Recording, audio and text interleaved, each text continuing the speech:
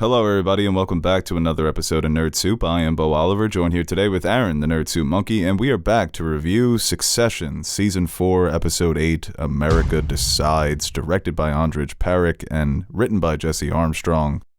Most consequential election of our lifetimes. Never heard that before. I was disappointed that they didn't have at least Kornacki. I didn't think they could afford King, but for you. Well, no, because it's second-rate touchscreen guy. It was amateur hour there, and they needed one of them. We could debate Kornacki, King all night long, but none of them are putting up a performance as pitiful as that guy.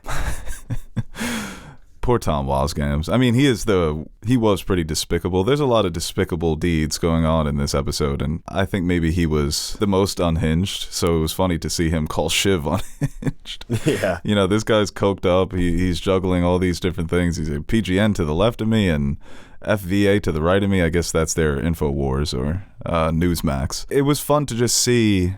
It was fun, and it was also kind of horrifying to see the way that all these characters were unraveling, because the genius of the writing is that they reel you in with the sympathy when they kill off Logan, and at the end of the day, they are humans, so they're in mourning. They're going to have this human response to losing their parent, even though he was abusive, and you're rooting for them. You want them to work together, to love each other. It really did kind of all come crashing down in this episode, so I found it to be brilliant. You know, it mirrors the season where it starts at a moment of hope and optimism, right? Jimenez is in the lead. It looks like, yeah, the deal might not go through, but at the very least, this asshole Mencken didn't win. But as the episode goes on, the mood changes. It becomes darker and darker till you get that final scary moment where Mencken's delivering the speech and feels like all these characters have sold their souls over to him. Right. And the characters who don't want him to win have lost. No, it's something where, like, even with Kendall being, you know, one of the more fair and open-minded to, like, both sides, it seems, listening to Roman, listening to Shiv, and actually siding with Shiv towards the end. He kind of had, like, this, you know, these two, like, angels and devil on his shoulder, but, like, both of them just equally as... Devil and Super Devil. Yeah. With Roman here, it's like, I don't know, we haven't really seen this side of Roman before. He was probably the one character this episode that was like bothering me and annoying. Just his, you know, the way he was willing to just take anything to spin the election his way or get his way at the end. Shiv kind of does it in another way, the way she tries to manipulate Kendall, and that ultimately ends up going against her, with Kendall siding with Roman at the end. Yeah, that does blow up in her face because it's a personal betrayal. And it's such a good reflection on modern politics, where you take a character, all three of the siblings, but Roman not really caring the implications of what he's doing for, you know, just a everyday regular person, or just you know, what the election is supposed to represent, and doing it for his own personal gain. He can care less about what Mencken is about or what he wants to promote or the damage he can do. And Shiv, on the other hand, like, last minute having this kind of, you know, we always knew that she was on the opposing sides, but it's kind of hard to take her seriously when she says for the good of the nation, and having this kind of doomsday mentality when you know the people you surround yourself with and have for basically your whole life. And now we're going to act like you are on the side of holy good, when we've seen throughout the seasons and basically your actions throughout that you're not really on that side. It's only when push comes to shove and the circumstances are dire and it looks like Jimenez might not win that you're having this reaction. Right, yeah. She's fine with being a political moderate when she thinks her side is going to win, but when the other side has the advantage, the entire world is falling apart. So right.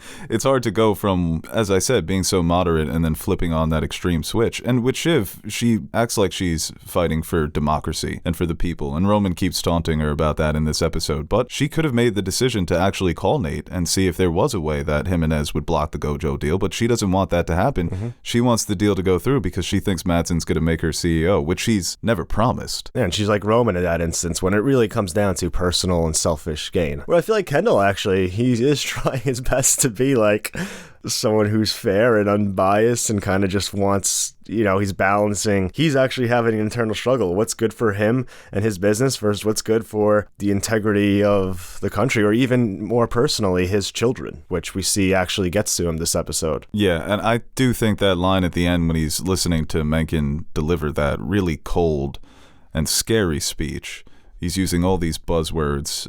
It looks like his reaction, he's thinking, what have I done? Who have I gotten in bed with? And the first thing that comes to mind is, we could really work with this guy. He's a guy we can do business with. And I think with Roman, it was more embarrassing because you're seeing him unravel, and it does have to do with his reluctance to face his own grief, to truly process losing his parent and what that has done to him emotionally. But with Kendall, the implications of Mencken being in there, they're so much more personal because of how it can actually affect his family. You know, it's not this abstract idea of how things are going to get worse. It's already happened to him. So the fact that he doubles down with his support for Mencken is more disappointing than it is with Roman, because Roman's more so unraveling. As you said, he's very annoying in this episode. He's really pissing you off. But with Kendall, it's as if his entire life he's been resisting the pull to be more like his father, trying to present himself as a good person, somebody who's morally conscious, and the back and forth throughout this episode eventually results in him selling his soul over to this guy. And you think that if Logan Roy was in the same position, I know they argued about it in this episode, he may have done the same thing because he sold his soul to people many, many times throughout his life. And then he had to end wars that he started. I don't know if this is a war that Kendall and Roman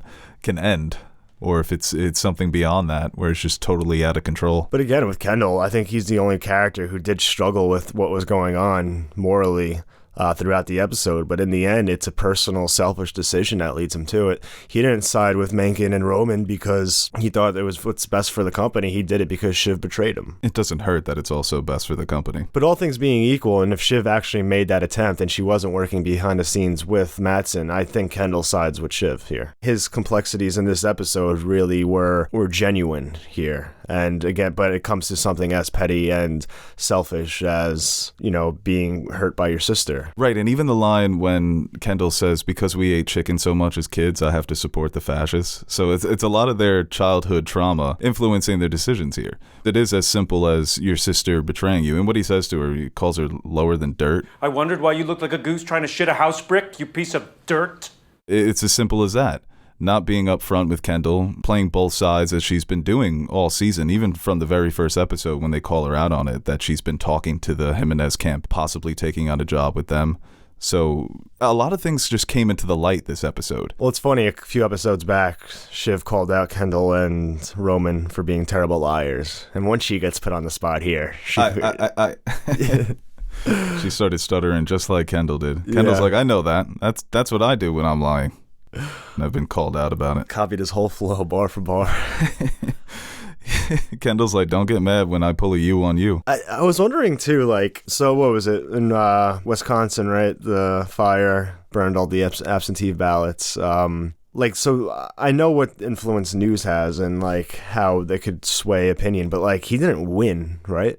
Like, if this really happened, there would be, like, a recount or investigations and stuff like that. Well, the points that they made that they can't trace how many ballots, they can't redo it because there's so many ballots that don't get sent in. So if you go by how many ballots were sent out versus sent in, I don't know, even based on like when you go back to the 2000 election, right? They wanted a recount, but the Supreme Court decided that it violates voter protection rights. It seems like Mencken's going to win that in court. So, like, on paper, Mencken won. Right, because if those ballots are officially lost, as Roman says, ballots get lost every election. This just happens to be a larger batch than usual. Then based on the ballots that they have, Mencken would win. It's one of those arguments that people have where the person you argue, you know you're right. The person arguing just has that one line that can kind of, like, put it on his side, but you know he's wrong, and you're arguing against a fucking brick wall. Right, when she's like, we know what the ballots were. It's like, no, we don't.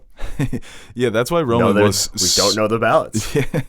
He was flipping everything she said. He had a response for everything, and it does mirror the political conversations you have these days, where you can say the sky is blue, and the response can be, well, I see it as a shade of green. How are you supposed to argue that, right? It's based on what they see. It's based on how they interpret things. So, like when she says, your guys destroyed the ballots, and he was like, it could have been your guys. They love fires. People have been living in their own bubbles in the real world for a long time. So it's based on how you perceive reality. Right. We can no longer agree on, as I said, the sky is blue, because people are seeing it in different shades now because of what they're being fed or what fits their argument. Like you said, when you're arguing with someone and their only response is, well, you can't prove that. Mm-hmm. What are you supposed to do? You can't Shiv is like, based on history, based on those counties. And you see it all the time when real election coverage, that they project winners because they know, based on the history, this county is going to vote a certain way. So it doesn't make sense to wait. So I guess it's not going to be that dramatic of a change. ATN making that decision really, like, legitimized it as, yeah, this is it for, I guess, the country. Well, the initial decision between Mencken and Roman was call us as the winner, and then eventually it will be revealed that Jimenez is going to be the winner. But at the very least, we have this narrative that Jimenez stole the election.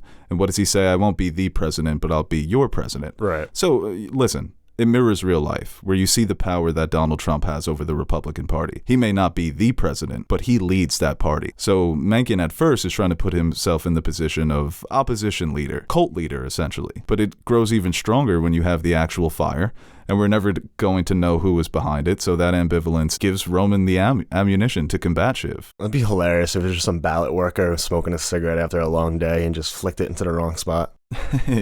Yeah, and then Roman would be like, only leftists smoke cigarettes these days. How are you going to go against that? Yeah, foolproof arguments. No, I'm sitting right here. Roman was such just a little worm, a little rat. He's always had, funny quips and funny comebacks, but this episode, it rubs you the wrong way. It does benefit him having Mencken in there because they want to tank this deal and keep the company. It was the way that he embraced those politics and he embraces those talking points that rubs you the wrong way. He always has a little bit. Oh yeah, from season 1, he's always been the one to, make those off-color jokes, right. Get a rise out of people, wind people up. But with this episode, the implications are so massive, and he's just reveling in it. I wish we would have gotten a look into maybe a Pierce coverage of the election, or maybe more into Jimenez's decision making, because after the initial beginning of the episode, they kind of shut that aspect out. You only hear stuff through phone calls and just through messages. You kind of get that look into their campaign headquarters, and then it kind of focuses more on Mencken's side. I don't know, just the contrast. I think that would have been kind of cool. Even though that really isn't the focus, it's just a backdrop for their family dynamics. So I guess that makes sense. But just like from my own perspective and in this fictional world being caught up in who's going to be president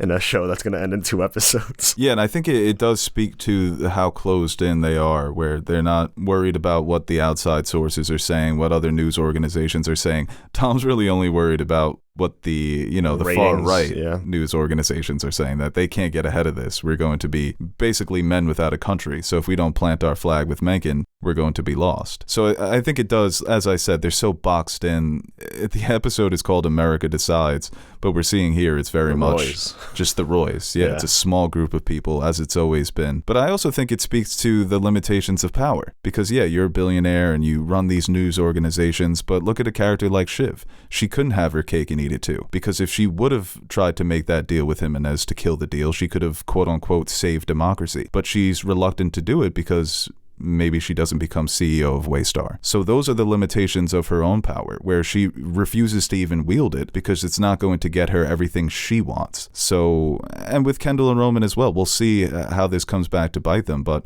they've made their bed and now they have to lie in it for only 2 more episodes. So you're wondering, how strong is that backlash going to be? Or is this the brave new world that they've created? Well, and that's how the season ends, on a very pessimistic tone. I was getting like what Roman says, let's just take our faces and let's just jam our fucking heads in the bosom of history and just right? I mean, I was getting like secondhand anxiety from like Greg and perspective. They kept going onto the floor, which you're not supposed to do. But every time they did, it was for something like Roman's giving it's Harry Potter. Ravenhead. The talking points and letting him basically go on a unhinged monologue in the middle of the election coverage. Even Kendall's like kind of off put by some of that stuff, and just seeing how willing they were to like go behind each other's backs, but in such plain sight. And it was like in real time, just moving as fast as you can to try to get your way, snowballing out of control to the point where, elect a president, basically being kingmakers at this point. When history shows Mencken being president, it'll be the one Greg delivering the news. Jar Jar Binks, like when he gave Palpatine the emergency powers. He really is the Jar Jar. Well, it was so funny in the episode, in the middle of the episode, when Darwin, played by Adam Godley, who I love when he pops up in things. He was what's his name in Breaking Bad? Dude who fucks over Walt. Yeah, Elliot. I love when he shows up in things. Classic character actor where you don't know his name but you recognize the face, but when he accidentally gets the wasabi in his eyes and Greg's trying to wash it out with the lemon, it's just a tinge of lemon, the LaCroix. So it's not some even nice that lemony. It's not even that lemony. Yeah. He was like a substitute teacher trying to control a bunch of unruly kids, the only adult in the room. He's the only one trying to see things for what they are, and he gets the wasabi in his eyes, and he can't fucking see anything. He's getting blindsided by the Roys, and then he gets blindsided by his sushi. So, nice moment of levity there in the middle of an episode that progressively gets darker and darker until that finish. So, Greg's I thought interesting. that was funny. Because sometimes I don't know what, like, the way Tom is treating Greg, it's very much their relationship. But I feel like the way it was framed this episode might be like something we point back to, whether it be next episode or the finale, where we're like, oh, that's kind of Greg's breaking point, because you could see he was getting frustrated that he's still being treated like someone less than Tom, where he feels like he's to the point now where he's almost an equal and doesn't deserve to be treated like this anymore. And it could just be something that it's just funny in the moment, and this is just what Tom and Greg have always been, or it could be a breaking point for Greg. That conversation he has with Shiv, which was very uncomfortable. I'm like, where is this going? But her kind of not even like attempting to make a deal with Greg, just saying, you don't say anything or I will fucking kill you. Not even, keep quiet and I can help you out and we can do this. Just no deal on the table. And Greg decides to side with Kendall and basically tell him that she's been working with Madsen. Greg is the reason why Mankind's president. Yeah, I hope he does get burned. He's been playing with fire for the last 4 seasons now, and we commented on it the last episode. He should have just taken that deal from his grandfather. Some of these characters have to face the consequences of their actions. And with Greg, I think he's the perfect victim. He knows who he's surrounding himself with. So if he ends up getting the short end of the stick, I think it would be poetic, where he comes as someone with a minimal amount of power, does build himself up, where he sees himself as an equal to somebody like Tom. He's flirting with Madsen, going out to dinner, dancing with old men. But then he realizes, no, I'm still a pawn in this game, and I can be taken off of the board. No, it is representative of everything that's going on and what they're trying to show here, that someone like Greg being caught up in it, who gets burnt the most while everybody else seems to get off scot-free. It would really, I guess, help paint that picture of money and influence and power being basically a get-out-of-jail-free card in a lot of ways. Right, yeah, and that's not going to be the case for everyone. I do love when Logan's personality manifests in the kids. You saw it there with Shiv, not even making a deal with Greg, as you said, just saying, I'll straight up kill you. And the way that he was the way that she was manipulating him with the, do you find me attractive? It was very uncomfortable because you're thinking, where the fuck is this going? It took me like 3 seconds. I'm like, yeah, they're cousins. Okay. But that is something straight up Logan would say. You think I'm cute, Greg? Yeah. Totally Logan Roy. And then with Kendall, it came out as well when Tom accuses Shiv of sounding unhinged. And he says, hey, Tom, you fucking watch it. What? You sound a little unhinged. You fucking watch it, Tom. So he's always had a soft spot for his siblings. I love when he does that. Like, even when he stands up to Logan, he was always so scared and skittish around him. But when Logan hits his kid, that's when he actually snaps back at him. And even when he hits Roman, right. You know? So yeah.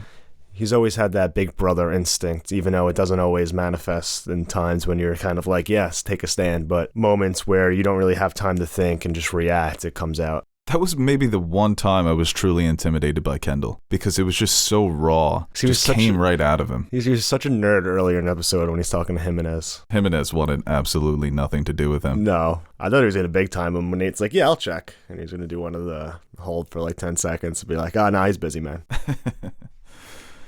Things didn't go so well with Connor. It's really pulling for him, man. I thought he was going to get Kentucky. His reaction to losing, though, was hilarious. I wonder what his number. It was probably like 4% too.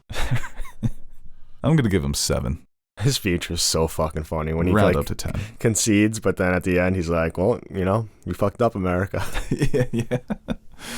Yeah, that was so funny, dude. Started dying when Frank was like, "Connor's running for president." Yeah. Frank can be funny when he wants to. What did and also like Willa just again and again, just she's the best. So ride or die. Yeah. But his response when she says "fuck Kentucky," he's like, "No, I shan't become that." Kentucky. Alas, Kentucky. That motherfucker really thinks he's George Washington, man. I shan't become that, no. I always forget his name, Little Nick. God damn it. Hugo. Yeah. What did he say? I was fucking dying. What was he doing? Oh, when he was chiding Jimenez. His speech. Yeah, when he was like, pull a ball out. Flop your dick out. Pop a nut. Do something. It's so funny. These people just want political theater. Yeah. You know, all the self-righteousness, it pisses them off so much more than Megan's extremism, where they watch that speech from Jimenez and they yawn, and they watch Megan's speech and they're totally fine with it. No notes. I mean, it's clearly mirroring 2016 election and the 2020. And that's why it does feel so real. I think if this happened to air in 2008, we'd be like, whoa, our politics aren't this dysfunctional. It gets nasty, but not like this. But now it's become harder and harder for these shows to parody and to create political satires because of how ridiculous things have gotten. And it did feel like a glimpse into the future, as I said, where Mencken, the actor who plays him, even said, he's far right, but he sees himself as an intellectual. He's a good speaker. He's not as blunt. So it did look like a sort of prognosis of where this country could possibly be heading. And that's what makes it so scary, where it feels like something that could actually happen. Simultaneously, it feels like a warning. Yeah, especially like in real elections. I remember the last two where like you go in thinking one way, but slowly but surely like things happen and like kind of like some twists and turns happen and you're like, oh wait, no, this person might actually win. Like you don't really know until you know. It's kind of what Connor was holding out for. Maybe everyone voted for me. We don't know. Schrodinger's cat. Schrodinger's cat. Yeah, that uncertainty weighs over this entire episode. But in like 2016, there was a moment where like going into it, you felt one way, but then slowly but surely you realize, oh, it's not going that way. And even in 2020, I felt like there was a time there where like, oh, maybe it's not really going the way all the projections were headed. So it is kind of like that uncertainty, and you see how just momentum, they said he only really joined the race 6 months ago, just how you can quickly just build momentum and influence and kind of go from there. Yeah, it's a perfect way to bring together all the familial drama, the unresolved issues of the Roy family, bringing it back to where they made their name, and that's on news, right? It started with ATN. That's where Logan put most of his attention, most of his pride. So it's those two things coming together in the worst possible way, where all these unresolved issues are influencing their decisions that hold massive weight on the future of the country. So even though it's not a finale, it sort of feels that way. Right. Where we always knew these characters were despicable, and we say it all the time. The genius of the show is that they keep you watching and they keep your attention even though there's truly nobody to root for. But it does feel like the walls have completely come down in this final episode, where there is no turning back. This is the future that they envision for themselves and the future that they can't escape. And I think when you strip down their dynamic to the bare bones in this episode between the three of them, you have Shiv as the moralizer, trying to push them in one direction, wanting to focus on the bigger picture, how this impacts everybody. And Roman is pure instinct, flailing his arms, running around the newsroom like a little kid, knows exactly what he wants in these moments. There's absolutely, I always talk about Kendall's identity crisis. Roman knows who he is. He knows what he wants. He's baby Hitler. There's no second guessing any decision he's making in this episode. And of course, Kendall is the one trying to hold the two viewpoints together. So it manifests to a certain extent as the id, ego, and superego between the three of them. But of course, it's Shiv who feels like the biggest loser out of the three. We'll see how this ends up going for Kendall and Roman, but it makes you think that Shiv could play that card that she has up her sleeve. You know, what happened with Kendall and the waiter. But it's like going into this episode, I was just more interested. I don't know if I had a side like, oh, I want Shiv to win, I want Kendall, I want Roman. You kind of just wanted to see how it all played out. But now that Shiv's aligned herself with Madsen, it puts a lot of viewers in a strange place where seeing what Roman and Kendall did at the end of this episode, but also like, do I want to root for fucking Madsen now that Shiv's tied her wagon to him? It really is blurry now, because if it is going to be Shiv and Madsen versus Roman and Kendall, I wonder what side a lot of people are going to take. Right, yeah, and I think the absence of Logan is so genius, because for a long time, even though the kids were despicable, he was he was the worst of the bunch. So it's like two monsters fighting, or three monsters teaming up to fight the biggest monster. And that is But now that big monster's gone, and the three monsters are still stomping around the city. And it's so perfect, because I think a lesser show, if this was the way they were going to go, would have made Madsen this, like, I don't know, easy to root for, likable, especially if someone played by Alexander Skarsgård, easy to like, easy to be like, okay, I like this guy. And then you have Shiv aligned with him, and it's a clear, like, okay, now Kendall and Roman are the bad guys, and let's go Shiv and Madsen. But Madsen is just despicable as the rest of them. They kind of are just like, all right, let's break off these three despicable kids and have one of the kids align with an equally despicable outsider. have fun. Pick who you want. Who do you want to win going forward? I need to get ready to be cozy with this fucking Mr. Scary. And it's a brilliant reflection of reality because they've managed to characterize these characters in such a human way. I saw somebody on Twitter say that you're not sympathetic towards them, or even Brian Cox has said this in an interview. You're not sympathetic towards the family, but you are empathetic.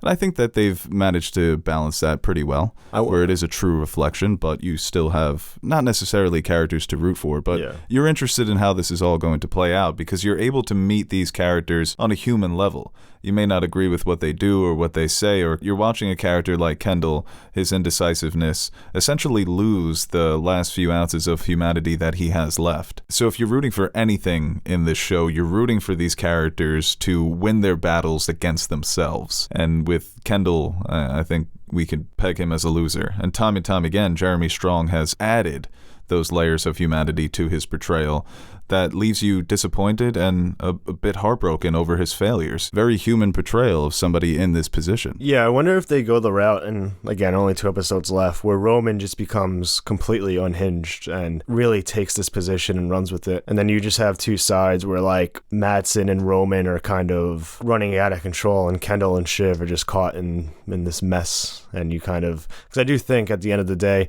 as much as, like you said, all 3 children garner sympathy, I think Kendall, number one, just because of what we've seen and all the shit we've seen him go through. And I think Shiv as well, I think have been the easiest characters for a lot of people to latch onto. A scenario where they're kind of just getting thrusted around in this kind of pissing match between Roman and Madsson, where they just keep going one step too far with each other. And they're kind of have no choice but to go along with it. Yeah, I think that it is a possibility that Shiv leaks that information about Kendall and the waiter, because that could be the final card to play.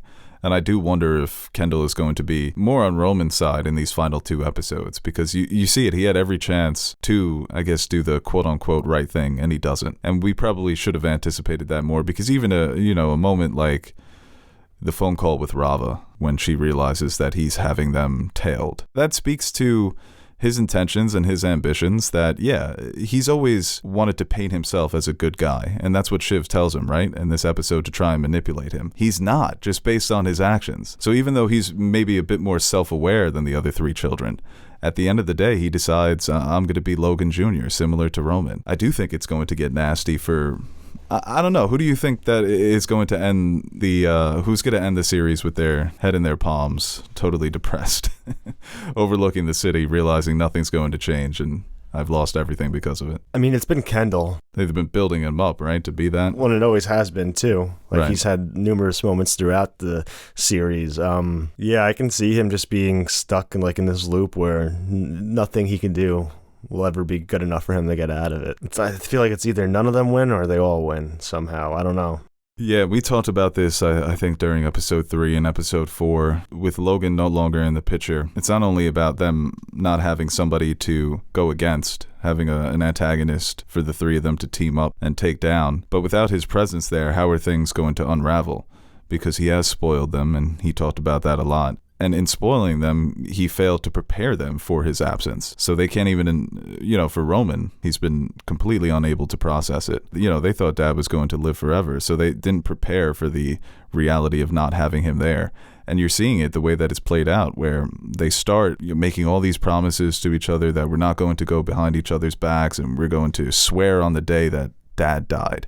But by episode 8, Kendall's even being open about it with Shiv, saying, I have aspirations to be the guy. And Shiv's like, okay, well, I've been going behind your back for the last few episodes now, so... it's just kind of, it's not sad to see, but we should have seen it coming. The word I keep going back to is kind of embarrassing. And even Tom, coming off of the last episode when Shiv calls him out for what he really is, yes, he loves Shiv, but he also loves the idea of having power. And the other thing that he wanted was a life with Shiv, the idea of having children with her and starting a family. And in this episode 8, he gets both of those things, where it's the most pressure he's ever been under, where he has to balance all these different narratives, lives, and he's got all these mouths to feed, and it overwhelms him. He's collapsing under the pressure. And then when he gets told that Shiv is pregnant, his response is quite possibly the worst response he could have had to that piece of information. And then when he has those moments alone to contemplate what he just said and the reality of Shiv being pregnant, it sort of breaks him. So even though there's a lot of sincerity with the character of Tom and the way that they write him, so that's why I think that he's naturally become one of my favorites, if not my favorite character in the show. But I also delighted in seeing him struggle, and seeing him sweat, and seeing him having to face that pressure of everything that he's ever wanted, and failing spectacularly. I'm perfectly comfortable, Pam. Thank you. Well, got good arches. They've been remarked upon. So, with Tom, I think he's, with plenty of these characters in this show, he's left with the question of, was it all worth it? And I guess we have 2 more episodes to find out what he's thinking. But once again, it's a lack of honesty in these characters' lives that always comes back to bite them. Worst possible time to tell Tom that you're pregnant, because it does feel like you're trying to manipulate him into apologizing. And it's the same thing Tom did when he proposed. It's this endless back and forth of saying the wrong things at the wrong time. No, and it goes even later in the episode when we talked about Kendall, like, actually opening up and having, like, that therapy session with his sister, only for her to immediately use it against him and try to manipulate him. Like, it's just so fucked up. But, like, that was actually a moment of honesty from Kendall when he says, like, yeah, I have these thoughts when I'm alone about it being me, and, it wasn't a way to... It wasn't like a play or anything. It was just him being honest, something that he rarely is able to do, and just immediately. And it does make you wonder, Shiv saying that Logan wouldn't have gone for this because at the very least he liked stability. Maybe he would have done the same thing, but it would have been so much cleaner. There wouldn't have been all this running around, all this indecisiveness. I think he would have just been like, made his decision, and that's it. It is sort of a golden opportunity to run with that narrative to steal an election when you had the incident in Milwaukee. So maybe Logan would say, yeah, there's a cleaner way to do this, rather than being so indecisive and so back and forth. Or he would have just stayed calm and been like, I don't know, Tom, do what you think is best. Like, in a way that's like, tells you what to do. Right. But he would just keep his hands clean of it. Well, that was so funny too, dude, when at first Tom's saying, it's not your call to make, it's my call. But you don't make the call. I make the call. And then when the kids decide that they're going to side with Megan, they go, Tom, what do you think? Tom goes, it's not my call, it's your call. You're making a terrible mistake. Please don't. Hey guys, it's not my call. So he flipped that right away. Yeah. Tom thinks that just because he thinks that, he says something, that the rest of the world is going to believe that as well. Like, it's not my call, but you're the head of ATN, so of course they're going to put you on the news and blame me. He's such a dumbass, man. It is so funny to watch these characters try and make the world as they see it.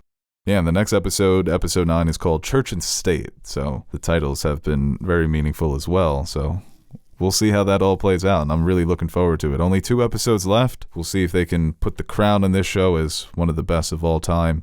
It looks like they're heading in that direction because early in the season we got a masterpiece for episode 3, and I feel like a lot of people feel the same way about episode 8, where it's essentially perfect.